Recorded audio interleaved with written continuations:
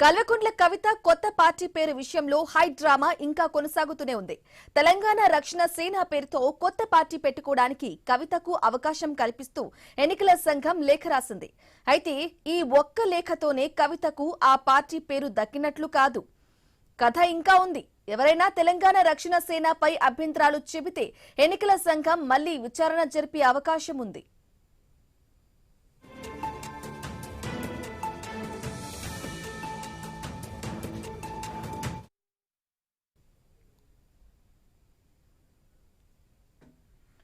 ఇక కవిత పెట్టబోయే పార్టీకి సంబంధించి అధికారికంగా మొదటి అడుగు పడింది. కవిత ఏ పేరుతో పార్టీ పెట్టాలనుకుంటున్నారు అనే విషయంపై మాత్రమే స్పష్టత వచ్చింది.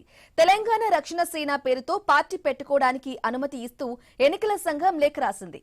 కానీ తర్వాత మళ్లీ చాలా తంతు మిగిలే ఉంది. ముందుగా కవిత తాను తెలంగాణ రక్షణ సమితి పేరుతో పార్టీ పెట్టాలనుకుంటున్నట్లు బహిరంగంగా ప్రకటన చేయాలి. తర్వాత ఉంటే తెలపడానికి అవకాశం కల్పిస్తుంది. ఈ కొత్త పేరుపై ఎవరికైనా అభ్యంతరాలు ఉంటే 30 రోజుల్లోగా ఎన్నికల సంఘానికి తెలియజేయాలని నోటిఫికేషన్ విడుదల చేసే అవకాశం ఉంది. ఒకవేళ ఈ పేరు ఇప్పటికే ఉన్న వేరే పార్టీకు పేరుకు దగ్గరగా ఉన్నా లేదా ఓటర్లను గందరగోళానికి గురిచేసేలా ఉన్నా అభ్యంతరాలు తెలపవచ్చు. ఇక ఎవరైనా అభ్యంతరం వ్యక్తం చేస్తే ఎన్నికల సంఘం పునఃపరిశీలన చేసే అవకాశం కూడా ఉంది.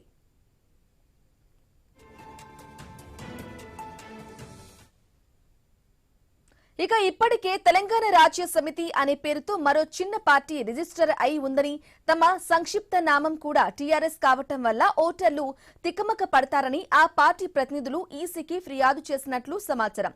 ఇక మరికొందరు కూడా ఇలాంటి అభ్యంతరాలే చెప్పే అవకాశం ఉంది.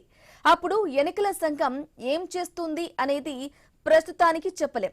అభ్యంతరాలు వ్యక్తమైనా సరే గతంలో రిజిస్టర్ అయిన పేరు కాదు కాబట్టి ఎన్నికల సంఘం అభ్యంతరం పెట్టకపోవచ్చు. అయితే సమస్య అంతా అసలు పేరుతో కాదు, సంక్షిప్త నామంతో, అంటే టీఆర్ఎస్ అనే పొడి అక్షరాలతో. తమ పార్టీ పేరు కూడా టీఆర్ఎస్ కాబట్టి మరో టీఆర్ఎస్ కు అవకాశం ఇవ్వవద్దు అనేది అభ్యంతరాలు చెప్పేవారి ప్రధాన డిమాండ్.